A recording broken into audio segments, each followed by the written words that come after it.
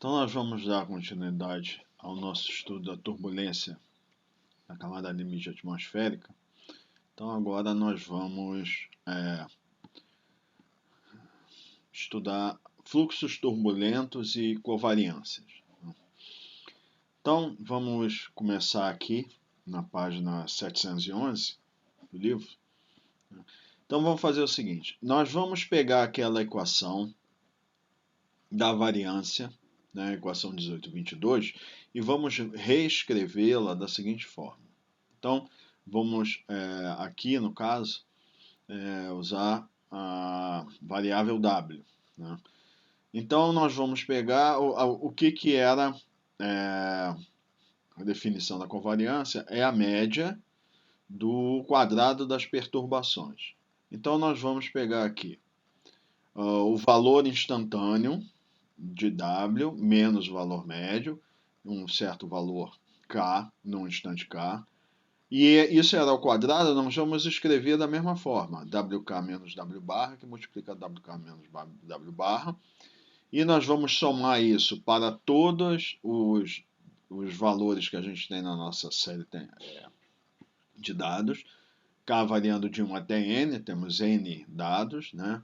E vamos dividir por N. Né? Então, essa é a definição da variância. Né? Por analogia, a covariância, e no caso aqui a gente vai usar como exemplo, entre a velocidade vertical W e a temperatura potencial θ, vai ser definida da seguinte forma.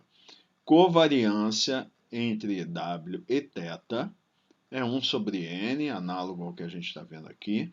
Aí vai ser o somatório de K igual a 1 até N, e vai ser o valor da perturbação instantânea de W, que é WK menos W barra, que multiplica o valor da perturbação instantânea de θ, temperatura potencial. Então vai ser θK menos θ barra. Né? Então é o somatório todo dividido por N, né? Ou usando a notação que a gente vem utilizando de perturbação, é WK' que multiplica θK', né? Somatório de 1 até N dividido por N, ou, já que é uma média, é W' θ' barra. Né? Então, essa barra aqui acima representa então a média. Né? Então, o que isso quer dizer? Nos N instantes, e aqui é importante ressaltar que ele já está considerando que nós estamos fazendo médias de dados, análise de dados de séries temporais. Né? Nós vimos que essas médias poderiam ser médias temporais ou médias espaciais, mas nos exemplos que ele está dando aqui, são as médias temporais, porque ele já diz aqui. N vezes a soma dos N termos, né? E é a média desses itens, né? E isso daqui já está considerando que já são dados numa série temporal, embora se apliquem também a séries espaciais. Porque em aplicações práticas normalmente é assim que é feito. Essas médias espaciais, eventualmente, elas são feitas com o uso de aviões.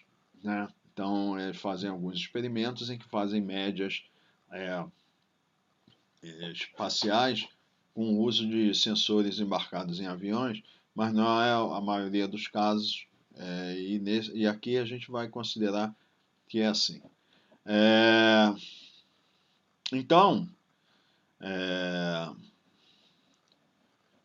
ele diz aqui, comparar a equação 1835 com 1836, vamos ver que a variância é apenas a covariância entre a variável e ela mesma. Né? Então, isso aqui, a covariância é quando nós fazemos a média do produto das perturbações de duas variáveis diferentes, e a variância é quando é a própria uma variável só. Né? A covariância indica a quantidade de variação comum entre duas variáveis. Ela é positiva quando ambas as variáveis aumentam ou diminuem juntas, e a covariância negativa para a variação oposta, quando ocorre que uma variável aumenta, a outra diminui, né? E a covariância é zero se uma variável não é relacionada à variação da outra, né? Então a gente pode ver aqui que quando, né, W' tender a aumentar e θ' tender a aumentar no mesmo instante, então aqui é importante que a gente saiba, porque eu citei a série temporal, é porque nós vamos pegar e ao mesmo tempo nós estamos amostrando W e θ. E aí nós vamos fazer esses produtos, são de variações que são medidas nos mesmos instantes, tá? Então, em um determinado instante eu calculo o W' e no mesmo instante eu calculo o θ' e faço esse produto, tá? Então, as séries temporais, elas são pareadas no tempo. Quando é feita a amostragem de um, é feita a amostragem de outro, outra variável, né? Então, se quando W' tender a ser positivo e θ' tender a ser positivo, né, se na média isso ocorre, esse produto vai tender a ser positivo, né? Se W' tende a ser negativo e θ' tende a ser negativo nos mesmos instantes, então esse produto também será positivo. Agora, se as variações são opostas, quando W' tende a positivo, θ' tende a negativo, o produto vai ser negativo entre eles, e ao contrário, W' negativo, θ' positivo, o produto vai dar negativo. E isso quer dizer a tendência de variação, quando uma dessas perturbações é positiva, quer dizer que a variável, quando uma tende a aumentar, se a outra for positiva, está tendendo a aumentar também. E a variação oposta é quando uma tende a aumentar, a outra tende a diminuir, né?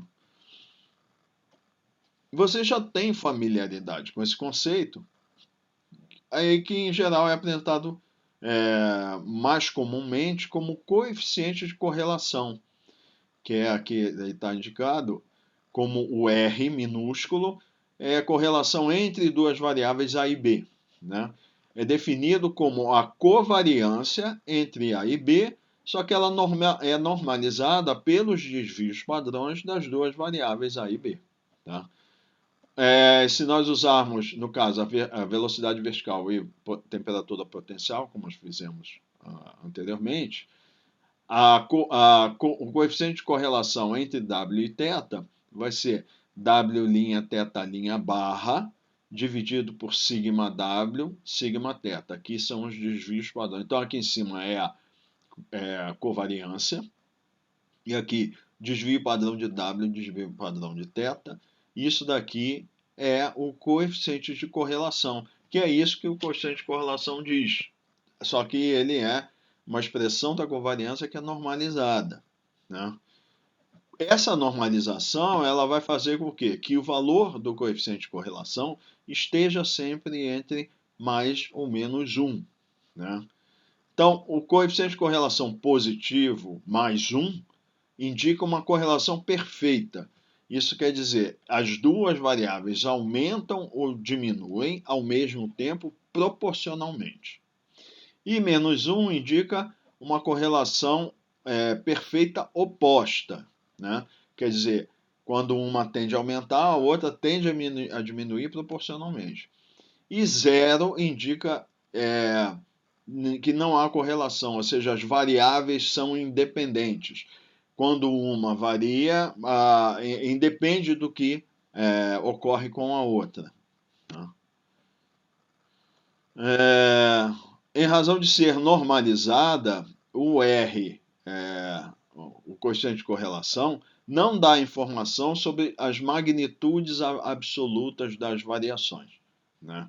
Ele só indica se há variação ou não, mas não dá a magnitude dessas variações, que a gente pode ter essa informação na covariância. Por que isso é importante? Porque na camada limite atmosférica, diversas variáveis turbulentas são correlacionadas. Por exemplo, em uma camada limite atmosférica estaticamente instável, e é essa figurinha 1825 que a gente já vai olhar com detalhe aqui, tá?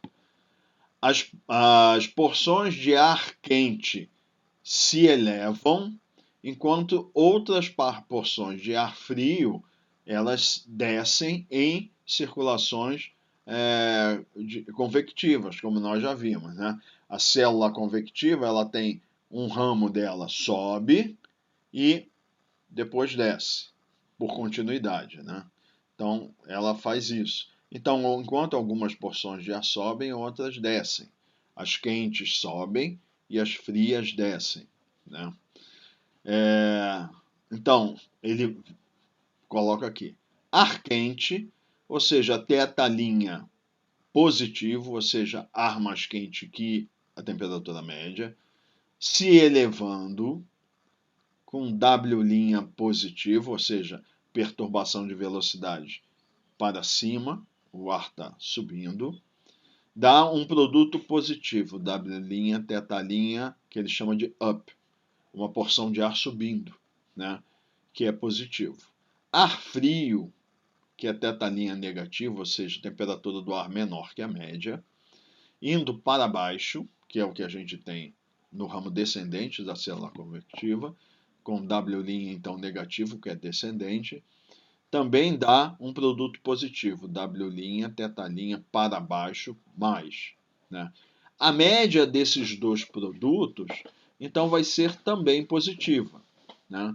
Que ele está colocando assim, qual é a média? Porque a covariância é a média. Então, ele está pegando como exemplo duas porções de ar, tá? E para olhar o comportamento dessa célula.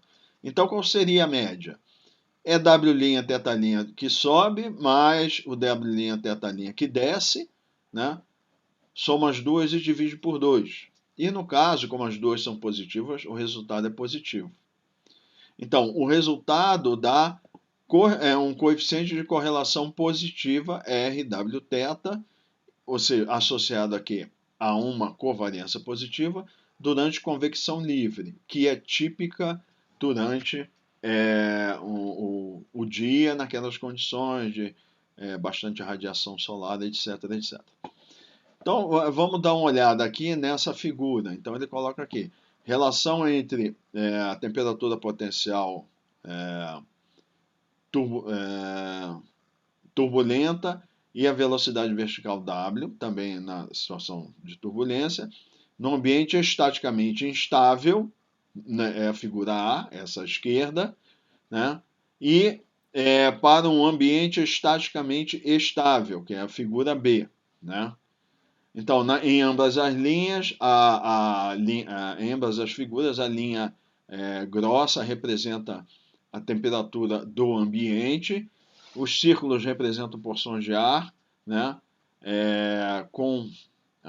Em cinza claro é ar quente e cinza escuro ar frio, e os números 1 e 2 indicam a posição inicial e final de cada porção de ar. Então, vamos olhar essa figurinha aqui. Então, vamos lá. Ambiente estaticamente instável, a gente sabe que é Δθ, Δθ, ΔZ menor que zero. E aqui ele está colocando, ó, o ambiente é o comportamento médio, tá? Então é por isso que ele bota a derivada em Z de θ barra. É essa linha que está aqui. É ambiente estaticamente instável. Então o ambiente funciona como comportamento médio de θ em cada nível. Tá? Então, isso a gente tem que analisar em cada nível. Então, ele coloca aqui esse plano aqui e vamos lá. Esse aqui é ar frio, né? Que a temperatura potencial é menor do que desse ar que está aqui. Então, é o ar que desce na célula convectiva. Então, ele está colocando, ó, se esse aqui, né? Esse aqui é o ambiente, é o θ barra. Se essa porção de ar frio está descendo, está dizendo que ela é fria no novo nível que ela chegar. Tá? Então, por isso está dizendo fria, não aqui ela é neutra, está a mesma temperatura do ambiente. O que está acontecendo aqui, a dinâmica da circulação forçou ela a descer. Então, ela desceu para cá. Então, vamos olhar aqui. Esse é o θ, a temperatura com que a porção de ar ela vai chegar aqui. Por quê? Porque a temperatura potencial é conservada. Então, ela vai descer. Vamos considerar que é adiabática, ela chega com essa temperatura potencial aqui. E essa é a do ambiente. Então, se eu fizer o θ, né, menos o θ barra, então, como a temperatura aqui é menor do que a temperatura do ambiente, o θ' vai ser negativo. Tá? E isso ocorreu num movimento descendente. Ele não menciona claramente aqui, mas na maioria das aplicações aqui, considera que a velocidade vertical média na camada limite é zero. Tá? Ou seja, qualquer movimento para baixo vai ser W' negativo e qualquer movimento para cima vai ser W' positivo, porque o W barra é zero. Né? Então, como é movimento descendente, é W' negativo. O produto W' negativo com θ' negativo dá positivo. Agora vamos ver uma porção de ar quente que está subindo. Então, quando ela chega na posição 2, a temperatura potencial dela era essa, se mantém. Ela chega aqui com a temperatura potencial maior que a do ambiente. Então, o θ menos o θ barra, como o θ é maior que θ barra, θ' é positivo. E isso foi no movimento ascendente, ou seja, W' é positivo. Então, θ' positivo, W' positivo, o produto é W', θ' positivo. Se eu fizer a média desse W', θ', que está descendo, com esse W', θ' da porção de ar que está subindo, positivo com positivo dá positivo. Então, isso é o quê? A covariância entre W e θ em ambientes estaticamente instáveis, em geral, será positivo. Agora, instável, correção. Agora, em ambiente estaticamente estável, então vamos considerar o ambiente como a temperatura média de referência, o θ barra, que está aumentando com a altitude. Del θ barra del Z maior que zero. Né? Vamos pegar uma porção de ar, aí ó, ar mais frio, que está embaixo, porque é estável, que sobe para a posição 2. Quando chega aqui, a temperatura potencial dela, que se manteve constante, é menor do que a do ambiente. Então, o θ' é negativo. E isso foi no movimento ascendente, W' positivo. Então, o produto W' positivo, θ' negativo, dá negativo. E essa porção de ar quente que está descendo, ou seja, tem um vórtice ali que está forçando que o ar frio suba e o ar quente desça. Tá? Então, nessa circulação, o que eu vou ter? Quando a porção de ar chegar aqui, a temperatura dela potencial é maior que o ambiente, então o θ' é positivo e o movimento dela é descendente. Então, W' é negativo. O produto W', θ', então menos com mais dá menos. Então, se eu fizer a média, como se fosse a representativa da... Se eu fizesse isso para várias porções de ar, e ele está fazendo aqui, não, estou pegando só duas para exemplificar. O produto, a soma, melhor dizendo, a média, desse W', θ' com esse aqui é negativo com negativo, então a média será negativa. Então, a covariância de Wθ em atmosfera estaticamente estável é negativa.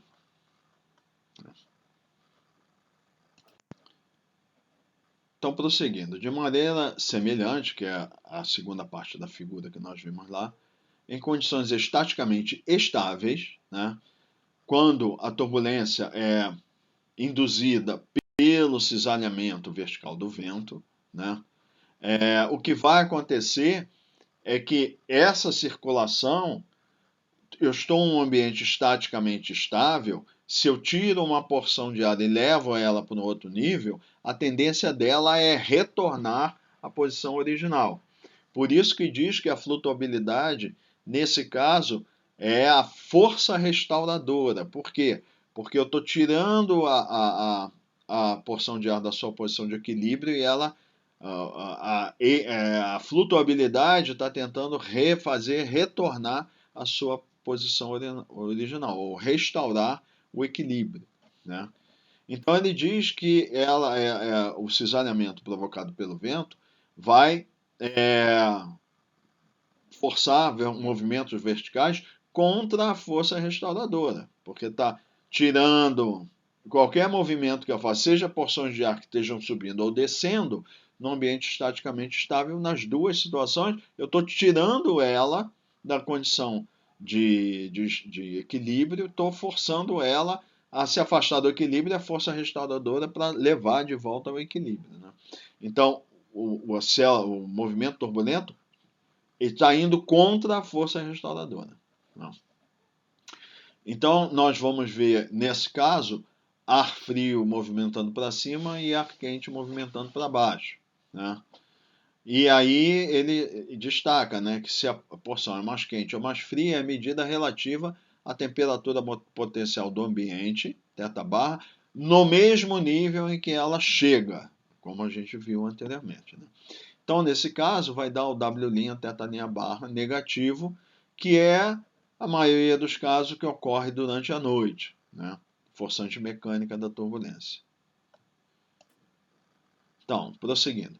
Mais importante que essas estatísticas são os processos físicos que eles representam. Então, isso aqui que é bastante importante. Covariâncias representam fluxos. Esse aqui é o ponto muito importante. Ele diz, vamos examinar as porções de ar que estão cruzando a linha tracejada, né, da figura. Essa aqui, ó, as linhas tracejadas. Então, uma porção de ar está descendo aqui, a outra está subindo. E nessa aqui, no estaticamente estável, essa está descendo e essa está subindo. Estão cruzando aqui essas linhas.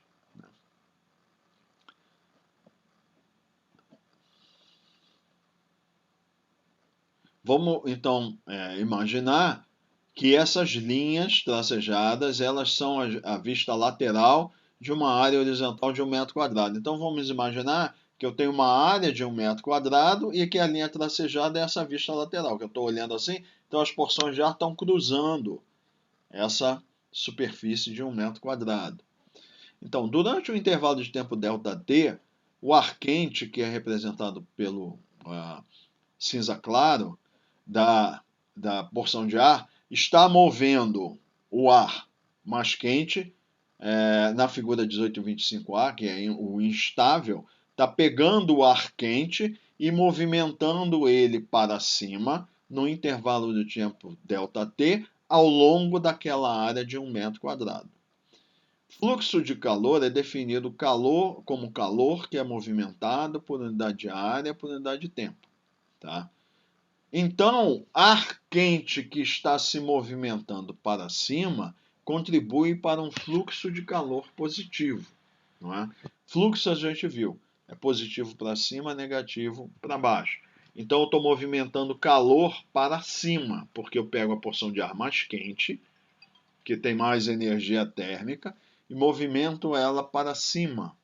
Então, isso é um fluxo de calor positivo. Estou tirando calor da superfície e levando para cima. Tá? De forma semelhante, o ar frio na porção de ar que está se movendo para baixo, que são as cinza escura, contribuem para um fluxo de calor positivo por aquela área. Por quê? Porque W' que multiplica θ' é positivo. Né? Então, quando eu tiro o ar frio de cima e trago para baixo, equivale a um fluxo de calor positivo. Porque eu estou tirando o que tem menos energia térmica de cima e estou trazendo para baixo, equivale a eu pegar energia térmica de baixo e levar para cima. Esse produto W', θ' também é positivo. Então ele diz, ambas as porções de ar contribuem para um fluxo de calor positivo. Né? Então, olhando a figurinha aqui, ó, nós vamos ver. Essa aqui seria a área. Eu estou pegando o calor que está aqui embaixo, dessa porção de ar, estou levando para cima. E quando eu tiro o ar frio daqui e trago para baixo, equivale a um fluxo de calor positivo. É como se eu tivesse, do ponto de vista do sinal que eu obtenho, pegando calor e levando para cima. Então, esse produto, ele representa esse fluxo de calor.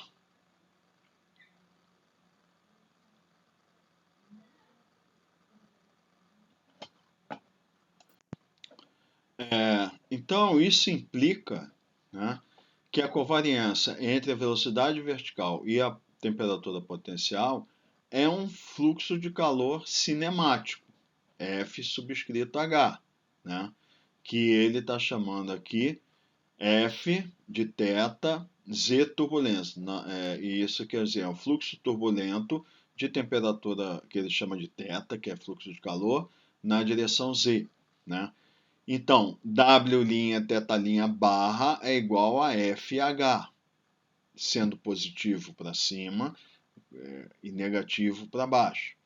Então, vamos lembrar que a unidade de fluxo de calor cinemático que a gente viu é Kelvin metro por segundo.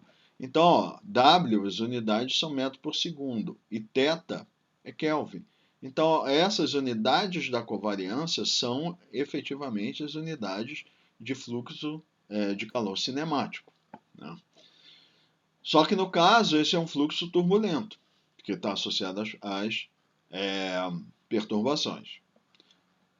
De maneira semelhante, a covariância entre a velocidade vertical W e a razão de mistura R, né, é um fluxo de umidade cinemático, fluxo turbulento de umidade cinemático, né? Então, vai ser W', R' barra, né, que nós vimos. Isso daí vai ser a covariância entre W e R, né? Então, da mesma forma, nós vimos que vai funcionar fluxo de calor e fluxo de umidade. E agora vamos ao fluxo de quantidade de movimento, que ele diz que é mais interessante aqui.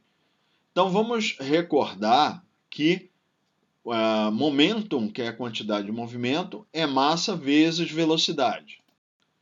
Portanto, fluxo de quantidade de movimento, que é a quantidade de movimento por área por tempo, deve ter unidades de quilograma, que multiplica metro por segundo, porque isso é quantidade de movimento, dividido por metro quadrado, dividido por segundo, que é quilograma metro por segundo ao quadrado por metro quadrado, que é newton por metro quadrado, tá? Então, utilizando newton por metro quadrado, isso é o quê? É força por unidade de área, que nós vimos que é a definição de tensão, que é o símbolo tal aqui, né? Então, a tensão é força por unidade de área. Então, tensão e fluxo de quantidade de movimento são fisicamente os mesmos em um escoamento de um fluido como o ar, né? Então, lá quando nós estudamos, lá na disciplina de fundamentos, a definição lá da teoria cinética dos gases de pressão era fluxo de quantidade de movimento, que é força por unidade de área. Só que a pressão, nós vimos, ela é perpendicular à superfície. A tensão é paralela à superfície, é uma força que está agindo ao longo de uma superfície. E aí vai ser por unidade de área. Então, a força por unidade de área, então, unidade de tensão também, né? E no caso, esse daqui seria o dinâmico, né? Agora, o fluxo de quantidade de movimento cinemático é o fluxo de quantidade de movimento dividido pela densidade do ar, né? E no caso vai ser tal sobre ρ, né? Se for um fluxo cinemático. Mas essa é apenas a definição da velocidade de atrito ao quadrado, que é U estrela ao quadrado. Então, o U estrela ao quadrado é o fluxo de quantidade de movimento cinemático, né? Que vai ter unidades de metro quadrado por segundo ao quadrado. Então, U estrela vai ser tal sobre ρ. Tá? Então, U estrela tem unidades de metro por segundo. Né? Porque o fluxo de quantidade de movimento é uma velocidade multiplicada por outra velocidade. Né? Que é a covariância entre velocidades. Então, é metro por segundo que multiplica metro por segundo, é metro quadrado por segundo ao quadrado. Tá? Então, como na figura 1825, se nós tivermos... então, vamos ver essa figurinha que está sendo colocada aqui ao lado, é para ilustrar como é que seria, fazendo analogia àquela figura que a gente viu da covariância entre W e θ, a gente vai fazer a covariância aqui entre velocidade vertical e a velocidade horizontal U. Né? Então, lembrando aqui que a linha inclinada na figura mostrando que o perfil de velocidade, de maneira bastante simplificada aí, que o perfil de velocidade, a condição de fronteira é zero, no Z0, e aumenta com a altitude. Isso aí é o perfil, a velocidade, ela sempre vai aumentar, sempre vai ser zero na superfície e aumentando com a altitude. Né? É a única forma que a gente pode ter esse perfil. O de temperatura não, nós podemos ter o perfil aumentando e diminuindo com a altitude. Esse não, a velocidade sempre vai ter que aumentar. Então, nesse caso, eu pego uma porção de ar, por exemplo, que esteja na parte inferior da próxima superfície, levo ela para cima. Tá? Então, o que vai acontecer? Essa porção de ar, ela vai chegar em cima, ela tinha uma velocidade menor, vai chegar em cima com uma velocidade menor do que a velocidade que está no ambiente. E né, a velocidade horizontal. Então, nesse caso, o U' é negativo. A velocidade U com que ela chega é menor do que o ambiente que está em cima. Isso ocorreu com W' movimento ascendente. Lembrando, W barra, a maioria das aplicações considera como zero. Né? E quando a gente está considerando o escoamento plano, né? É horizontal. Né? Então, nesse caso, o W' foi positivo e o U' negativo. Então, o produto W', U' é mais com menos dá menos. Agora, se nós pegarmos uma porção de ar, né, que está acima, levarmos ela para baixo, a velocidade com que ela vai chegar, velocidade U, será maior do que a do ambiente, porque eu fui para baixo e as velocidades são menores. Nesse caso, o movimento é descendente, então o W' negativo, e a velocidade com que ela chega embaixo é maior do que o ambiente, então o U' é positivo.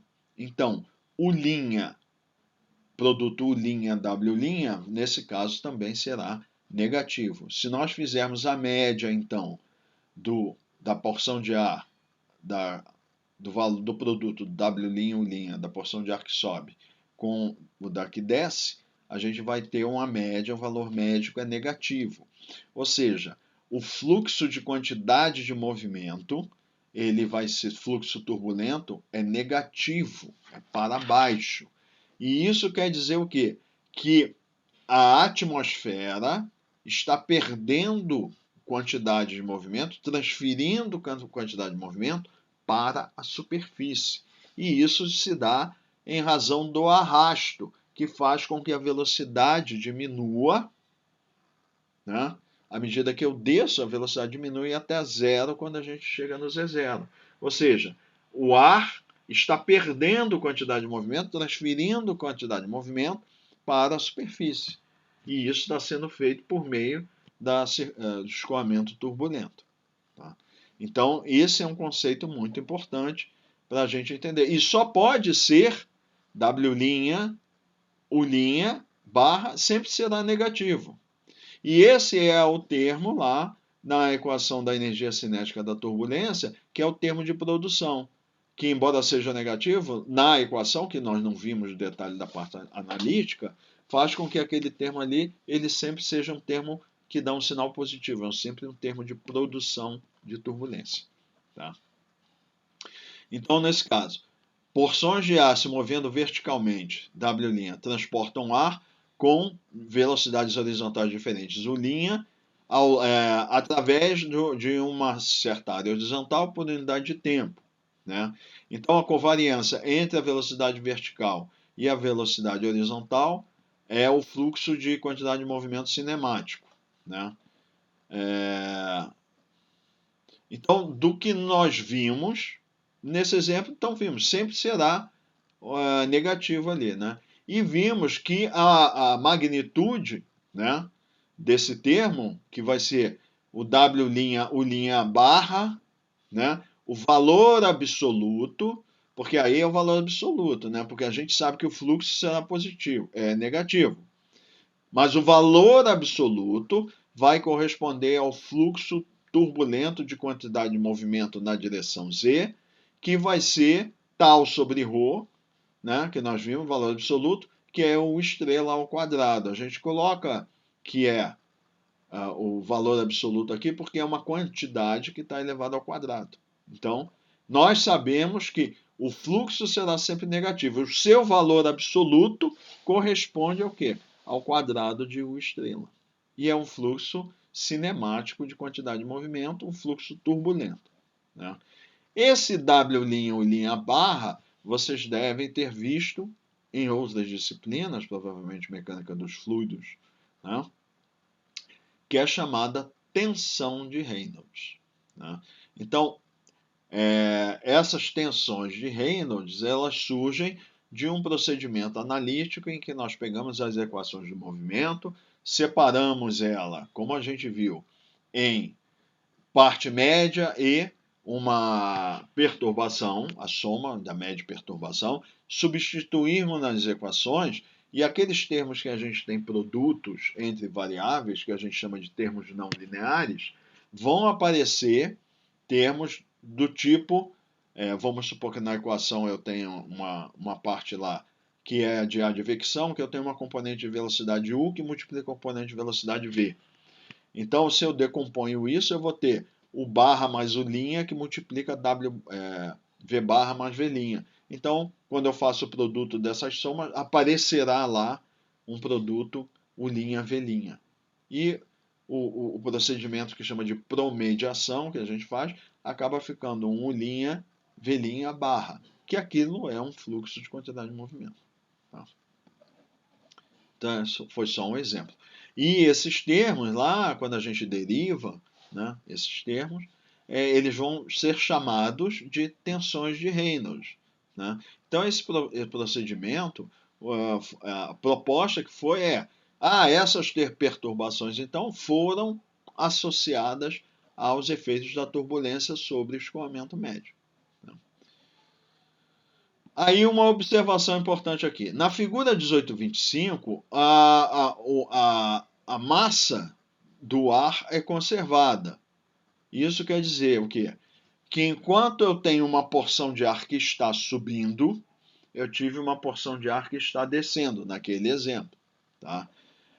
Com a mesma quantidade, a mesma massa de ar. Então, visto dessa forma, bem simplificada, mas é para a gente entender o que está acontecendo, não houve um transporte líquido, vamos dizer assim, não resultou em transporte de massa entre o médio, entre os dois níveis. Não deslocou na média a massa de baixo para cima, nem de cima para baixo, porque trocou. Peguei uma porção de ar que desceu e substituí por uma que subiu. Então, isso aqui é importante aqui. A turbulência pode causar uma resultante de transporte, um transporte líquido de calor, umidade e quantidade de movimento, muito embora não exista transporte de massa do fluido ar, no caso. Então é diferente de advecção. A advecção é a massa do fluido que está se deslocando e levando a propriedade. Então há deslocamento líquido de massa. Massa que está aqui, vem para cá. No caso ali, a gente vê que uma porção de fluido desce e outra sobe. Na média, não existe transporte líquido de massa, nem para cima nem para baixo. Mas esse movimento das partículas dentro do vórtice turbulento, vamos imaginar assim, pega calor que está na superfície, no caso instável, e leva para cima. É um fluxo de calor positivo. Quando é estável, é o contrário, é um fluxo de calor negativo. O fluxo de quantidade de movimento, a mesma coisa. Sem pegar a massa que está em cima e trazer para baixo, considerando o todo, a média, né, eu consigo pegar a quantidade de movimento e levar para baixo. É um transporte turbulento. Então, isso é um conceito extremamente importante. Turbulência transporta a propriedade, mesmo sem que haja transporte de massa. Então, lá naqueles termos que a gente viu da equação da energia cinética da turbulência, há um termo que é efetivamente transporte de turbulência por advecção. Eu tenho um escoamento que é mais turbulento nessa região do que nessa, e a média pega essa turbulência e transporta para cá. Isso é advecção. E tem um outro termo que a gente viu, a turbulência transportada por ela mesma, fluxo turbulento de quantidade de movimento. Então, é a turbulência que está fazendo o fluxo de quantidade de movimento, que nós vimos o exemplo que é na vertical, que é considerado o mais importante. Então, diferenciar o fluxo turbulento do fluxo advectivo é extremamente importante. Fisicamente são diferentes. O advectivo é pelo escoamento médio, o fluxo turbulento é pela própria turbulência, tá? Como nós vimos. Então, os fluxos turbulentos dados por essas equações aqui, 1838 A, B e C, que nós estamos vendo aqui, ó, fluxo de calor, fluxo de umidade e fluxo de quantidade de movimento, né? Elas são chamadas fluxos de correlação entre vórtices, edge correlation, né? Por quê? São correlações associadas a movimento de vórtices. Elas podem ser medidas com sensores de resposta rápida, sensores de velocidade, umidade e temperatura, né? E eles fazem amostras mais ou menos a uma frequência de 10 Hz, ou seja, 10 amostras por segundo, é muito rápido, né? Por período de 30 minutos, que esses períodos de 30 minutos é que normalmente são utilizados para a gente fazer a média. Então faz medições de U, V, W, θ, R, etc., a aproximadamente 10 Hz durante um período de 30 minutos. Aí a gente vai lá, isso não é um procedimento simples, isso tem que fazer uma série de ajustes e correções, mas vai lá, faz a média, mas de forma geral faz a média, que é representativa daqueles 30 minutos, pega cada valor que foi medido, diminui da média, obtém, né, as perturbações para cada instante de U, V, W, θ e calcula as correlações, que são as médias dos produtos das perturbações, e aí a gente tem a descrição, né, desses fluxos, que aí pode-se fazer aplicações quantitativas, né? E isso, então, é a parte de fluxos turbulentos que são obtidos a partir de medições. Agora, fluxos turbulentos também podem ser parametrizados, ou seja, estimados a partir de outras variáveis. Então, a gente não mede, mas a gente pega algumas variáveis e, a partir delas, estima os fluxos turbulentos. Tá? E isso a gente vai ver que se chama fechamento da turbulência. Então, nós vamos prosseguir falando de fechamento da turbulência. que é isso? Então ele diz, a previsão do tempo, né, ela é feita, a chamada previsão numérica, né, em que são simulações que resolvem as equações de conservação aplicadas à atmosfera, né? Ela resolve, então, as equações de conservação para temperatura, umidade e quantidade de movimento, que ele chama de vento, né? Então, por exemplo, previsões de temperatura, ela usa a equação de conservação do calor, que é a primeira lei da termodinâmica. As previsões de umidade, né, usa a equação de conservação da água, que é uma equação de balanço de água. Aqui ele cita os capítulos do livro onde são apresentadas essas equações. E previsão de vento, a equação de conservação de quantidade de movimento, que é a segunda lei de Newton, né? Então, por exemplo, né, se nós pegarmos a equação do balanço do calor, né, em um volume de controle, aí aplicarmos ela para esse volume de controle para fazer a previsão, então aparece um termo que é a derivada temporal da temperatura, ou seja, taxa de variação da temperatura vai ser igual à contribuição da advecção, contribuição da radiação, contribuição do calor latente, menos a divergência de fluxo turbulento de calor. Então, esse termo aqui é o termo relacionado à turbulência. Nós vimos nessa equação 1838 que o fluxo de calor turbulento é uma covariância, né? Então, essa divergência de fluxo de calor turbulento é substituída por um termo de divergência de fluxo de calor turbulento nessa forma de covariância, W' θ' barra. Tá? Então, ele pega essa equação, faz uma promediação dela e transforma nisso aqui. Então, o que ele está fazendo nessa passagem daqui para cá? O que foi feito? Eu estou fazendo uma previsão do comportamento médio da temperatura, que é o de grande escala, vamos dizer assim, considerando o efeito da turbulência, que é um efeito de pequena escala, que esse aqui que é o fluxo. Tá? Então, ele diz aqui que essa equação é feita a derivação dela na próxima página, é mostrado como é obtido isso, né? Então, devido ao fluxo de calor W' θ' aparecer nessa equação, é necessário, então, para essa equação. Então, quando eu tenho um sistema de equações, que eu tenho um certo número de variáveis, e isso aqui é uma variável também, por quê? Porque W e θ estão variando no tempo. Então, eu tenho que ter uma equação também para W e θ, valor futuro, para poder ir resolvendo o meu sistema de equações. Eu tenho que ter, a gente sabe, para resolver um sistema de equações, o número de equações tem que ser, no mínimo, um número de incógnitas, né? Para eu poder resolver a equação. Né?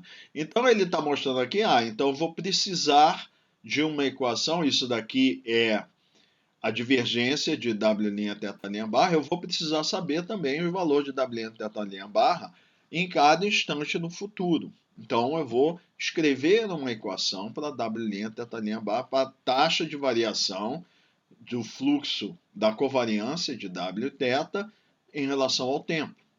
Aí ela vai depender aqui de vários parâmetros físicos e quando eu escrevo essa equação, aparece um termo dessa forma aqui, ó. W', θ' barra. E aí o que? Para resolver essa equação, eu preciso dessa variável. Essa variável, então, eu escrevo uma equação para ela e surge uma nova variável. Essa nova variável contém, então, uma nova incógnita. Essa nova equação contém uma nova incógnita, que é W', θ' barra. Então, preciso, então, escrever uma equação de previsão para W', θ' barra. Aí, o que vai acontecer? Vai surgir uma nova incógnita, sei lá, W', θ' barra e W', θ' barra. Aí eu vou precisar de equações para essas aí também. Ou seja, Cada vez que eu escrevo uma equação para uma incógnita, surgem novas incógnitas, em números cada vez maiores, né? Então ele diz, vai precisar um número infinito de equações só para prever a temperatura, né? E se a gente utilizar só um número finito de equações, que usar um número infinito de equações, é impossível, né? Eu preciso de um número finito de equações. E o que vai acontecer? Se eu limitar, por exemplo, meu sistema a essa equação aqui, eu vou ter o quê? Mais incógnitas do que equações. Eu não vou conseguir resolver. Portanto, esse conjunto de equações, nesse sistema de equações, não é fechado matematicamente. Por quê? Um sistema fechado é aquele que o número de equações é igual ao número de incógnitas. Esse não. Cada nova incógnita, eu vou escrever uma nova equação, vão surgir mais incógnitas e o sistema nunca fecha, né? Então eu não posso resolver o sistema. Um sistema de equações, para ser fechado, então o número de incógnitas tem que ser igual ao número de equações. Então esse é chamado problema de fechamento. O problema do fechamento é esse. Eu não consigo fechar o meu sistema porque eu vou ter sempre, cada vez que eu crio uma nova equação para resolver o problema daquela incógnita lá que surgiu, aparecem mais, né? Então eu não consigo fechar o meu sistema, né? Então ele diz aqui, uma razão para esse problema de fechamento é que é impossível prever né, o comportamento de cada vórticezinho turbulento, que seria necessário, porque eu teria que escrever uma equação para resolver cada um desses vórtices, né? Então ele diz, a gente dá a volta, ou tentamos contornar esse problema com o uso de parametrizações. Então, o que a gente faz? Nós parametrizamos o efeito médio ou o efeito resultante de todos os vórtices turbulentos. Então, eu teria que escrever todas essas equações para todos os vórtices turbulentos. E eu não vou fazer isso. Então, o que eu vou fazer? Eu vou parametrizar essas equações. O que eu vou fazer, então? Né? Eu vou pegar valores de variáveis que eu conheço e utilizá-las para representar ou expressar valores de variáveis que eu não conheço. Então, por exemplo, o que poderia ser uma parametrização aqui? Eu desenvolver uma expressão para W' θ' barra em função, por exemplo, de T barra. Aí, o número de equações seria igual ao número de incógnitas, né? Então, eu poderia ter uma equação dessa aqui em função de T barra. Aí, eu fecho o meu sistema. Se eu fosse só essas duas equações, eu teria duas incógnitas, T barra e W' θ' barra, e duas equações, essa e essa. Se eu conseguir escrever esse termo aqui, por exemplo, em função de T barra. Então, duas equações e duas incógnitas. Ponto. Pronto, meu problema está resolvido. Isso é uma parametrização, né? Então, usa-se nesse caso um número finito de equações e se aproximam as incógnitas como funções de variáveis conhecidas. Esse procedimento de aproximação é chamado fechamento da turbulência. Porque o que acontece? Que matematicamente a gente fecha o sistema de equações, permitindo que a gente consiga resolvê-las e aí fazer previsão de tempo e fazer as aplicações que são necessárias. Aqui, rapidamente, nessa caixinha aqui, ele cita como é obtida aquela equação. Eu vou falar de forma bem breve aqui, mas eu recomendo que vocês deem uma lida, né? Nós não vamos olhar isso com detalhe, mas seria basicamente isso aqui. Eu tenho a equação, por exemplo, a equação do movimento, que eu expresso ela do movimento não, perdão, a equação da primeira lei da termodinâmica, em que eu vou ter aqui, eu quero prever a variação da temperatura no tempo, e ela vai aparecer como uma das forçantes para a variação de temperatura a advecção vertical de temperatura. Tá? E aqui ó, a gente está pegando o valor global, valor total, instantâneo, de T, W e θ. Né? Aí ele diz, para cada... Então pega, por exemplo, essa equação. Para cada variável dependente, T, W e θ, né, nós vamos separar em uma parte média e uma perturbação, como a gente viu anteriormente. Né?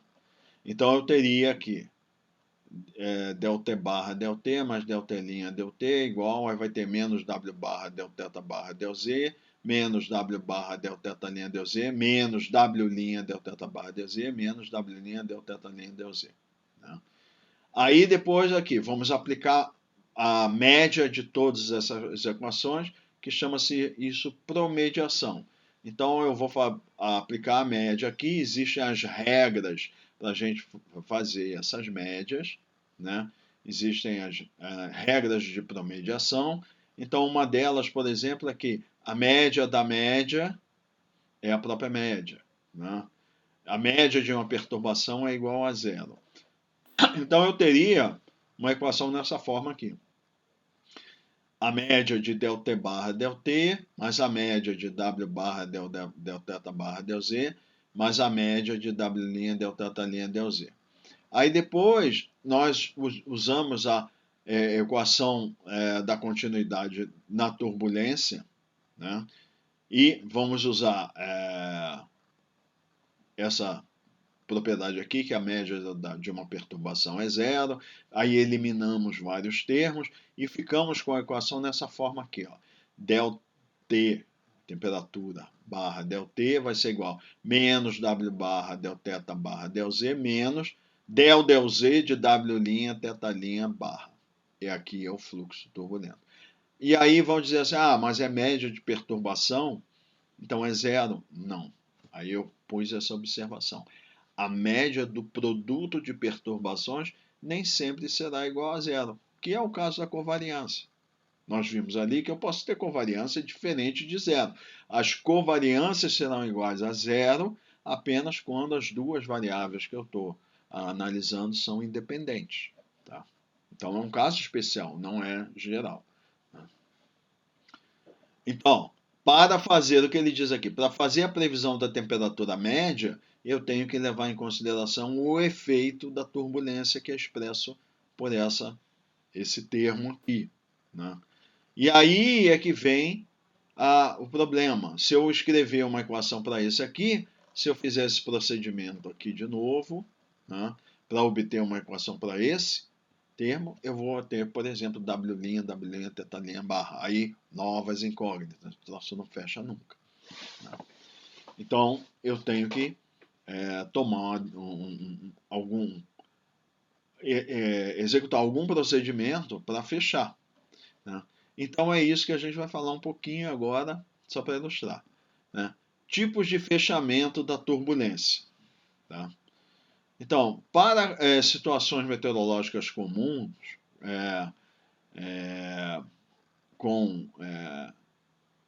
que estamos considerando que a temperatura, a velocidade do vento e a umidade são praticamente uniformes horizontalmente, né? Quando a gente está considerando a escala próxima à camada limite, né? Transporte turbulento em qualquer direção horizontal aproximadamente cancela na direção oposta. Isso quer dizer o seguinte, os termos de covariância que são horizontais, em geral, são desprezíveis, o resultado final deles, em relação aos termos verticais. Os verticais são muito mais importantes por causa do efeito que tem a superfície. Lateralmente, só existe fluido. Eu posso ter cisalhamento do vento, mas em escalas muito pequenas, isso não é muito representativo. É isso que está dizendo. Dentro da microescala, variações horizontais são muito pequenas, exceto em situações especiais, tais como na presença de montanhas. Então, toda essa teoria que a gente vai ver aqui é para ser aplicada em superfícies horizontais planas, que não tenha perturbação, não tem topografia complexa. Tá? Isso complica todo o problema. Então, porque aí vai causar algumas heterogeneidades horizontais que vão ter que ser levadas em consideração. Né? Então, a gente está considerando aqui que é horizontal, plano, etc., homogêneo, né? Bem simplificado. Né? Então ele diz, nesse caso, a turbulência horizontal pode ser, o transporte turbulento horizontal pode ser desprezado, mas o transporte vertical é significativo. Né? Então ele diz, os vórtices turbulentos de tamanho médio e tamanho grandes, eles transportam as porções de ar de diferentes regiões, que eles chamam de origem, né, para outras posições dentro da camada do domínio da camada limite, onde esses vórtices menores misturam as propriedades. Então ele divide essa ideia de que ele usa essa ideia de que vórtices maiores transportam propriedades e os vórtices menores eles misturam as propriedades, né? Então existem diferentes formulações e aí é um campo que é muito amplo, né, do estudo de turbulência, né, que para considerar o efeito desses vórtices de diferentes escalas. Os métodos mais comuns, é só esses que nós vamos falar aqui, são chamados fechamentos locais, que desprezam os efeitos dos grandes vórtices. Então, os fechamentos locais não consideram esse transporte dos grandes vórtices, eles só olham o comportamento dos pequenos vórtices que misturam propriedades.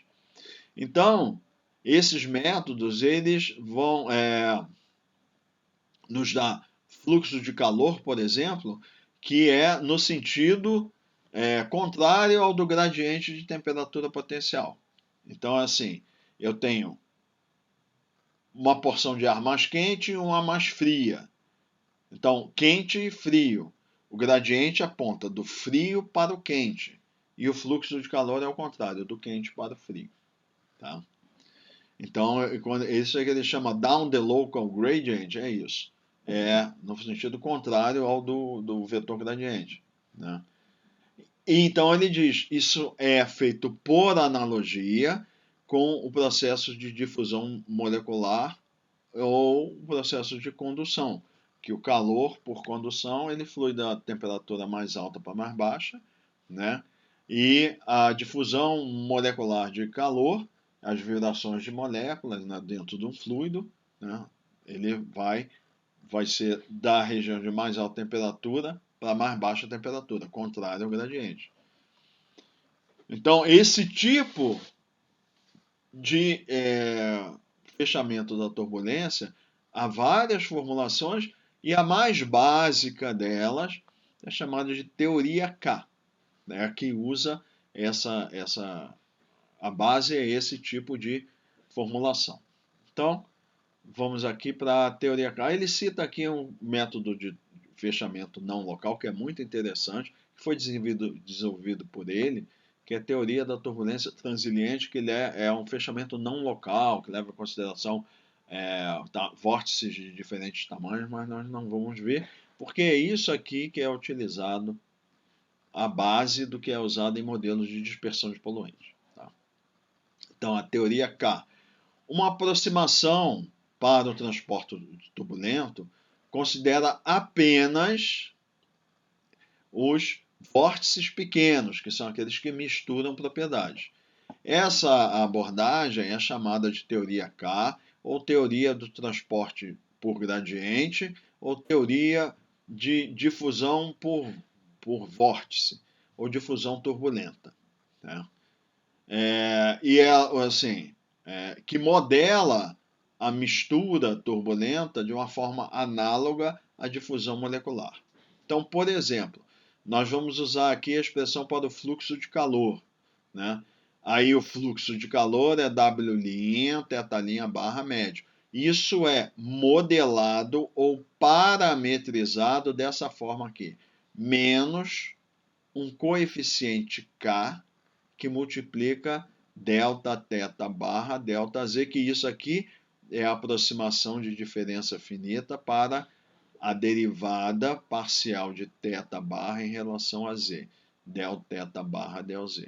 Ou seja, ele está dizendo aqui que o fluxo de calor é proporcional ao gradiente de temperatura, que é a lei de Fourier. Só que a lei de Fourier se aplica lá na difusão molecular do calor.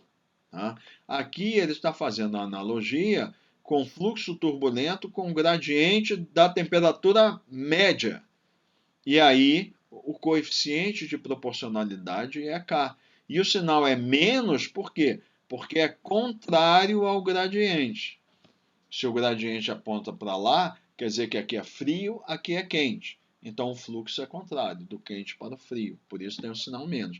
E esse é o coeficiente de proporcionalidade, análogo à difusividade de calor molecular que a gente tem lá na lei de Fourier.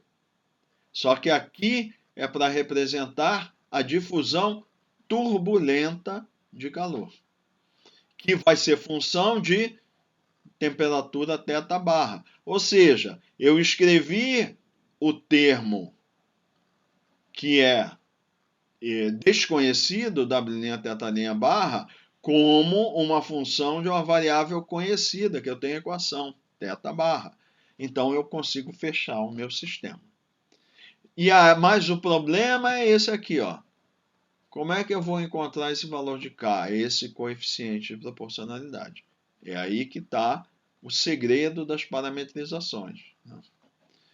Então, essa parametrização que nós vimos, ela diz que o calor flui contrário ao gradiente de temperatura potencial do quente para o frio, da região quente para a região fria.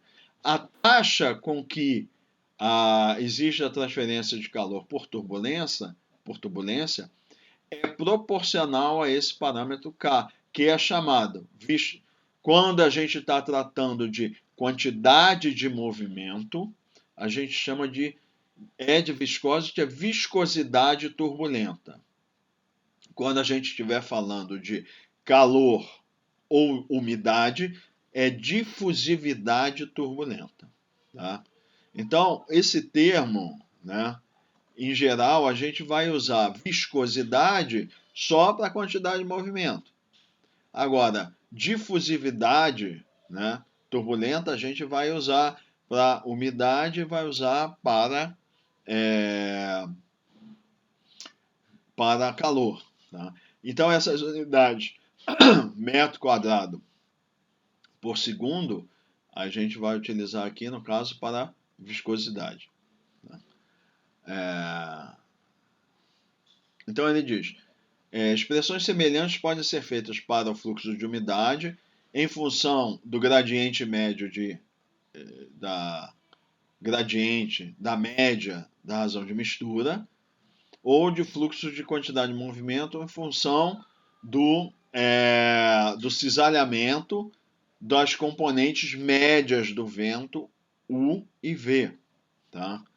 Então, por exemplo, aqui, para o fluxo turbulento de umidade, W', R' barra, vai ser igual a menos K, que multiplica o gradiente vertical, aqui aproximado por diferença finita, ΔR barra ΔZ. W', U', barra, que é o fluxo de quantidade de movimento da componente de velocidade na direção U, menos K, que multiplica o gradiente vertical de velocidade da média, velocidade média, ΔU barra ΔZ, que é um termo de cisalhamento do vento, quanto a componente U varia em Z. E W', V' barra vai ser igual a menos K, que multiplica o gradiente vertical da componente média V, ΔV barra ΔZ. Né? Então, isso é feito em analogia ao que é a teoria lá da viscosidade e da difusividade molecular, né? Existem autores respeitados, né, que eles dizem que, no fundo, isso daí não existe nenhuma relação, analogia física entre comportamento de vórtice e comportamento de molécula. São duas coisas absolutamente diferentes. Ou seja, resumindo, fisicamente isso aqui não tem fundamento nenhum. O que acontece é que funciona. Mais ou menos, em alguns casos, mas não tem base física. Molécula é uma coisa, vórtice turbulento é outra. Vórtice não, turbulência. A gente usa o vórtice como uma ideia, né, de materialização da turbulência, mas não quer dizer que é efetivamente o vórtice. Então, autores importantes dizem que isso aqui não tem base física nenhuma. É uma coisa que é um arranjo que funciona. Então, é o que é utilizado devido à grande complexidade que existe da turbulência, né? do problema da turbulência. Então, espera-se que K seja cada vez maior à medida que a intensidade da turbulência aumentar. Então, quanto maior for a turbulência, maior tem que ser o valor de K. Tá? Então, esse é um dos problemas. Né? Esse K aqui é um coeficiente que tem que ser ajustado, né? Para diferentes níveis de turbulência. Né? É só um detalhe aqui, antes de prosseguir, é que ele coloca no livro, ele usa esse termo viscosidade turbulenta aqui, considerando que todos esses Ks são iguais. Na realidade, não funciona assim. A gente tem que ter um valor de K para calor, tem que ter um valor de K que é para quantidade de movimento e tem que ter um valor de K para umidade. São diferentes de forma geral. Muitas aproximações usam o K para a umidade, o mesmo K de calor, mas em geral é diferente do K que é utilizado para a quantidade de movimentos. Esses são realmente diferentes. É um para a quantidade de movimento, fluxo turbulento, quantidade de movimento, e esse chama de viscosidade, e os para umidade e calor, a gente chama de difusividade. Então parece que é o mesmo K de forma geral, mas não é não. Tá? Em geral é diferente.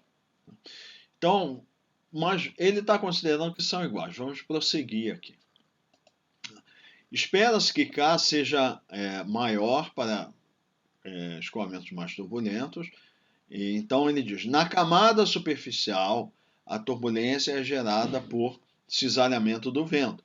Quando a gente está considerando vórtices pequenos, etc., não está considerando a camada de mistura, em que a forçante é térmica, e essa é uma das situações onde essa parametrização não funciona bem.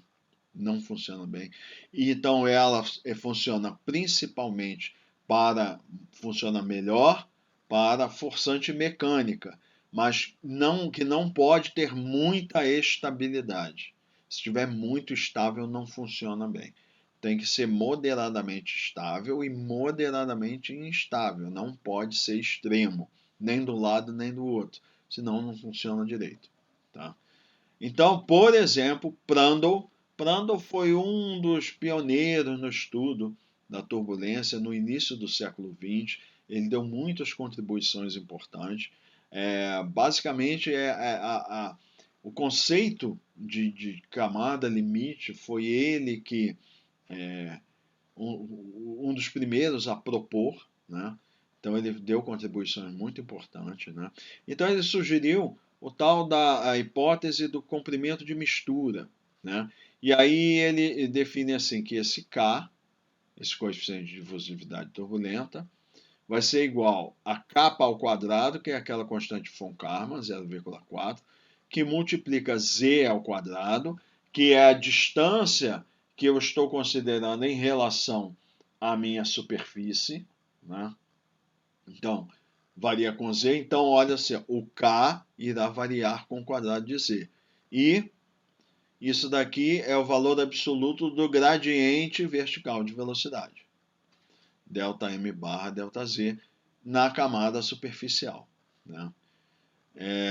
Z, então, é a altura acima da superfície, ΔM e ΔZ é o cisalhamento médio do vento horizontal. E aqui ele não está considerando o IV, mas sim a magnitude do vento. Tá? Então, essa é uma das formulações. O conceito de comprimento de mistura, o que o Prandtl propôs ali nessa ideia de visualização de vórtice, é o seguinte, que lá dentro da camada limite, né, as partículas de fluido elas estão se deslocando, né, e em algum momento ela é misturada, né? Então ela vem, está se deslocando e vem um vórtice e pega e mistura ela. Aí ela perde a sua identidade porque as características dela são misturadas com a de outras partículas pela turbulência.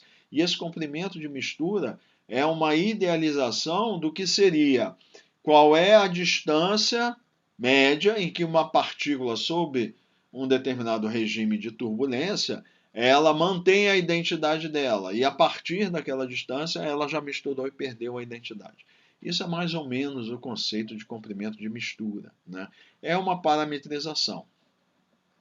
E aí, o que acontece? O que ele vai usar? Uma constante, a distância e o cisalhamento do vento. E pronto, eu parametrizei. Porque isso daqui é a variável média, eu tenho uma equação para a variável média. Então, dei a volta nesse problema, isso é valor, por exemplo, a variável média, e isso daqui eu consigo a partir da média. Pronto, aí eu conceitualmente fechei o meu sistema. Tem o mesmo número de equações que incógnitas. Eu peguei, pela minha substituição, eu criei uma nova incógnita, mas eu obtive uma equação para essa incógnita em função de algo que eu conhecido. Então, meu sistema está fechado.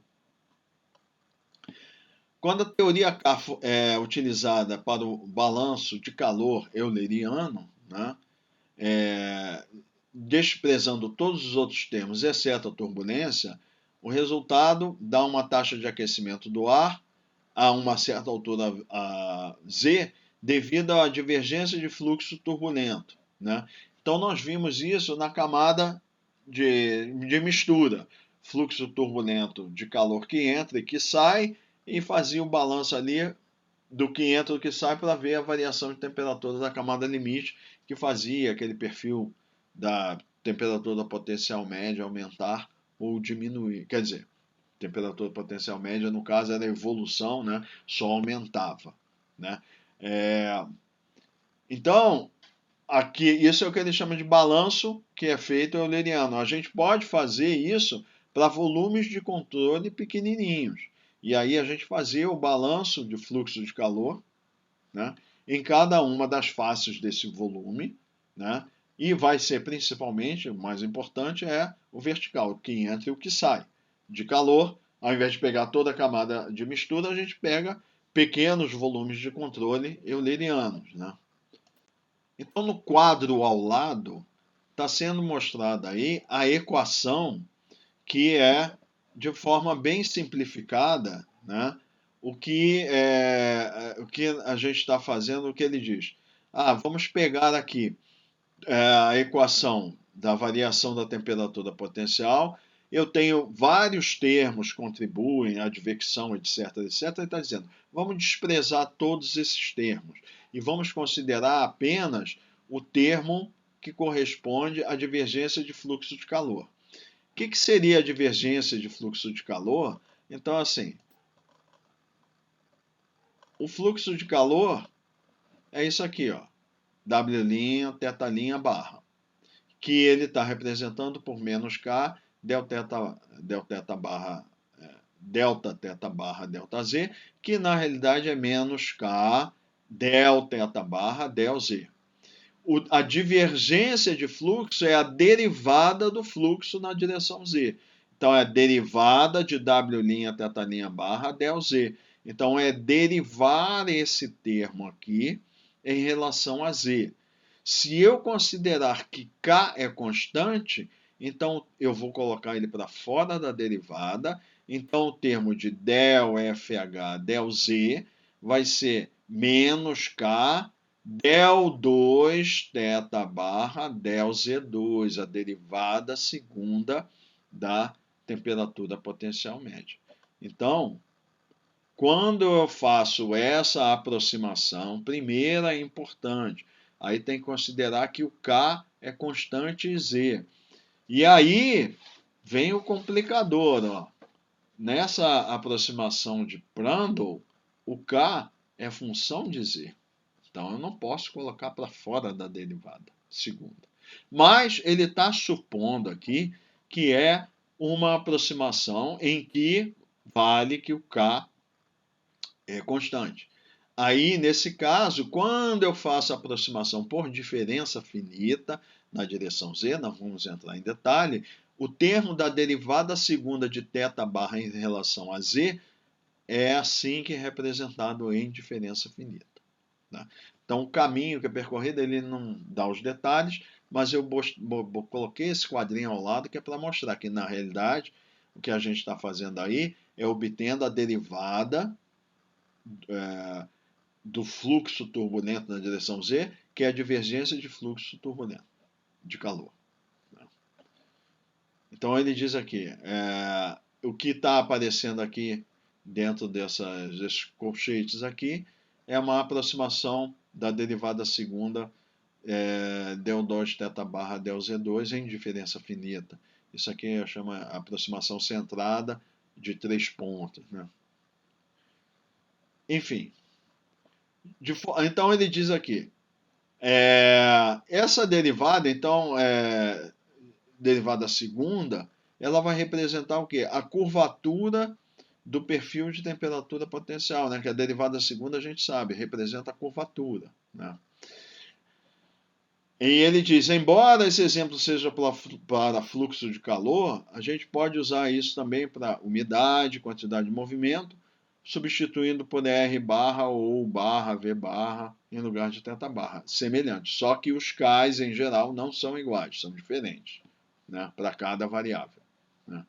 A teoria K funciona bem em camadas superficiais que a gente tenha vento forte, onde o tamanho dos vórtices seja relativamente pequeno. Né.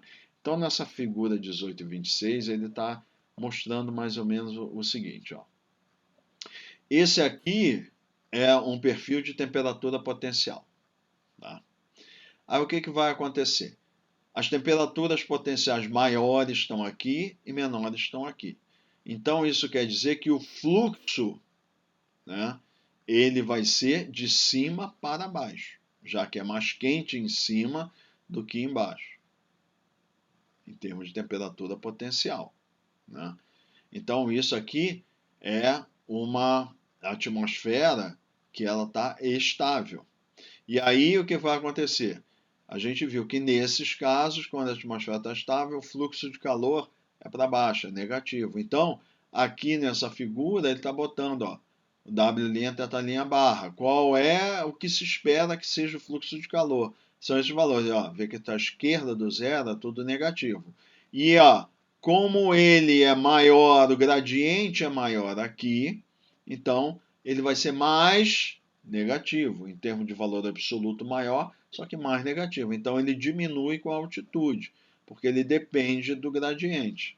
Quanto menor o gradiente, menor vai ser o fluxo. Então ele vai se aproximando de zero aqui, porém é negativo. Tá? Então ele diz, para eu relacionar esse fluxo de calor com esse perfil de temperatura θ barra, eu vou ter que ter os valores de K mais ou menos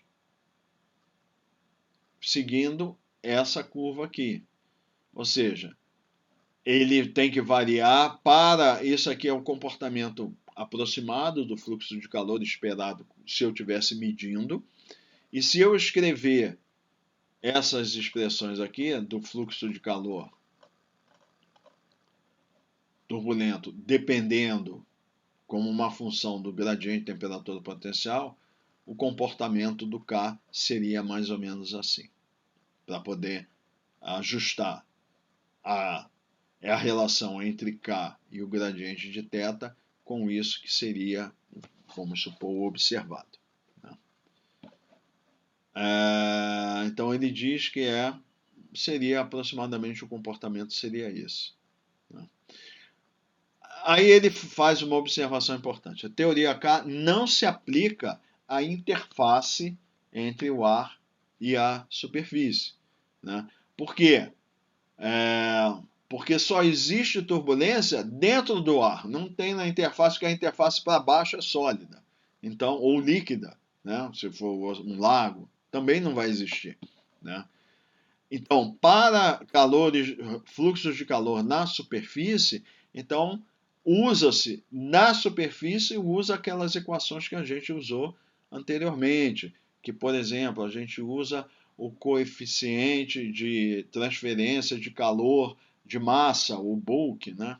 Então, aquelas são para a gente expressar o fluxo de calor na superfície. E a teoria K, por exemplo, é só dali para cima, né? Então, essa é uma outra limitação. Aí, aqui ele fala uma coisa extremamente importante. A teoria K tem grande dificuldade em lidar com camadas limites atmosféricas convectivas, e elas não devem ser usadas lá. Por quê? Porque a teoria K sempre diz que o calor flui da região onde é a temperatura mais alta para a temperatura mais baixa, ou seja, contra o gradiente. Então ele dá esse exemplo aqui na equação 1827, que é uma camada limite convectiva. Então eu tenho uma camada de mistura aqui, então eu venho com. Aí ele complica mais ainda aqui, porque ele está colocando que tem árvores aqui. Então o comportamento da camada limite é assim, ó. Isso daqui é acima das árvores. Aí aqui a gente não vai entrar em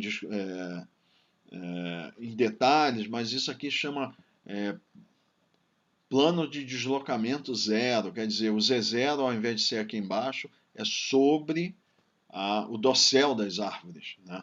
Mas vamos supor que fosse só isso aqui, né? Que aqui fosse a superfície e fizesse aqui, a gente já viu, esse é um perfil típico, né? Representativo da camada de mistura. Então aqui, ó, está instável aqui, tudo bem, né? Então eu teria aqui uma certa instabilidade, o fluxo de calor vai ser para cima, eu tenho um gradiente aqui. Ok, legal. Né? Localmente. Aí o que acontece? Vamos supor que uma porção de fluido chegou aqui, ó. E a gente representou, olha, então eu estou tendo fluxo de calor aqui significativo, que é a região, inclusive, a gente viu que tem a variância de W é grande ali, tem muito uma turbulência intensa ali, então tem bastante fluxo de calor aqui. Né? Então aquele termo W', θ', barra aqui é intenso aqui. Então o que eu tenho que fazer? Pela teoria K, para representar esse W', θ', barra, eu tenho que pegar o quê? O gradiente de temperatura médio e multiplicar por K. Qual é o gradiente de temperatura médio aqui, na vertical? Próximo de zero. O que tem que ser o meu valor de K? Tender a infinito. E agora? Complicou, né? Isso que é o problema da teoria K. Ela só funciona localmente. Agora, quando a gente quer olhar a camada limite convectiva, por exemplo, é problemático. O problema quando o escoamento é super estável é porque a turbulência lá, quando tem muita estabilidade, ela não é contínua, é intermitente.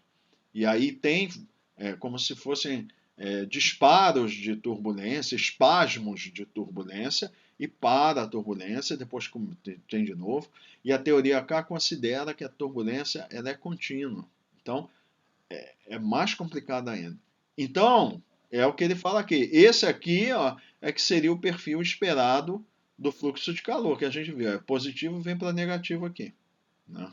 Então, olha só, os vórtices estão subindo aqui e o fluxo de calor é para cá. Daqui para cá é negativo. Ó, o fluxo de calor aqui é de cima para baixo agora, ó, porque a camada aqui, a zona de entranhamento, é de cima para baixo. E ainda tem esse outro problema, né? Porque o fluxo de calor aqui, ele tem que ser daqui para cá. Então, daqui para cá, ó, eu tenho fluxo de calor negativo e também tenho o gradiente próximo de zero. Então, ele diz aqui, ó, o K aqui tem que tender a menos infinito nessa região e tender a mais infinito nessa região aqui. Então, fica isso aqui, ó. E aqui é o mais complicado ainda, que a presença dessas árvores aqui faz com que a camada limite fique mais ou menos assim. Então, o que acontece? O fluxo de calor aqui é positivo, ó, mas o gradiente está para cima. Então, a temperatura está aumentando para cima, uma inversão. Então, o fluxo teria que ser para baixo. Né? O fluxo teria que ser para baixo. Então, aqui, ele teria que ter um valor negativo, quando o fluxo é para cima. Só que o K não pode ser negativo, porque ele vai contra, e nesse caso, iria contra a segunda lei da termodinâmica. É como se eu pegasse ar quente e ar frio, e vou pegar aqui o calor, vai fluir do ar frio para o ar quente, espontaneamente. Não pode. Então, tem esses problemas aqui. Então, ele diz aqui, o valor de C, o painel C, de K necessário para obter esse fluxo de calor observado, FH, a partir desse perfil de temperatura potencial aqui. Né? Então ele diz, ó, aqui teria que tender a mais infinito, nesse aqui menos, então essa região é indefinido, aqui mais infinito, então é algo em torno de mais ou menos infinito, então é de menos e mais, aqui tem alguns valores que poderia obter fisicamente, e nessa parte de baixo aqui também. Então, não funciona na camada de ventilação. E por isso que ele propôs, então, esse fechamento não local. Aí existem outros métodos muito mais sofisticados, né? Só que nas aplicações, aí existem métodos de simulação, são altamente sofisticados. Mas o problema é o seguinte, na hora de você aplicar isso para fazer uma simulação, que você precisa fazer a análise da dispersão de poluente para atender a uma finalidade que seja regulatória, operacional, você não pode ir se socorrer nesses métodos super sofisticados que exigem supercomputadores e uma infraestrutura que vai levar custo, tempo, uma coisa que é fora da realidade para uma aplicação operacional. Então, na maioria das aplicações, usa isso mesmo, teoria K. E faz-se ajustes, que chamam ajustes ad hoc, né? Que é para fazer funcionar. Então, coloca até um K negativo quando não pode ser, e é assim que funciona. Porque o problema da turbulência é um problema extremamente complexo. E para as aplicações da engenharia ambiental, que é o que interessa para vocês, essas soluções científicas, né, avançadas são ótimas, mas não dá para aplicar. É bom para desenvolver a teoria para que permita que a gente chegue a outras soluções operacionais, mas não dá para usar. Então, essas simplificações, analogias à teoria K, é que são utilizadas na maioria das aplicações. Essas parametrizações mais simples. Tá? Então, por isso que na hora que a gente vai aplicar no problema real, começa a aparecer uma série de problemas. Quando a atmosfera, o vento está muito calmo, por quê? Porque nas situações sempre vai precisar, para ter fluxo de quantidade de movimento, eu vou precisar de algum vento significativo. E às vezes o vento está quase calmo, você tem algum fluxo, mas não consegue. O valor é tão pequeno que você não consegue parametrizar. Teria que ter um K tendendo a infinito, por exemplo. Né? Então, são muitos problemas, são muitos problemas. E o modelo de dispersão sempre considera que tem alguma velocidade horizontal. Se você não tiver, como é que vai fazer? Porque é parametrizado como uma função do cisalhamento horizontal do vento. E se é próximo de calmo, você não tem, aí como é que vai dispersar o poluente se a parametrização do vento depende da velocidade, que a velocidade é tão baixa que o valor que você vai ter não vai ser representativo. É muito complicado o problema. Então é por isso que na hora que a gente faz a simulação, vão aparecer diversos problemas. Vai aparecer muita dificuldade. Mas é o que tem tecnicamente de melhor disponível, é isso. Nós vamos ver mais para frente alguns modelos de parametrização que são apresentados pelo STUL, que são relativamente simples, funcionam razoavelmente e é o que é aplicado. Mas podem já saber que em situações de extrema estabilidade ou extrema instabilidade, modelos de dispersão não funcionam. Nenhum deles. Nenhum. Funcionam bem. Ok? Bom, então isso encerra o capítulo 18 e a partir do capítulo 19, aí nós vamos começar a estudar efetivamente o problema da dispersão de poluentes na atmosfera.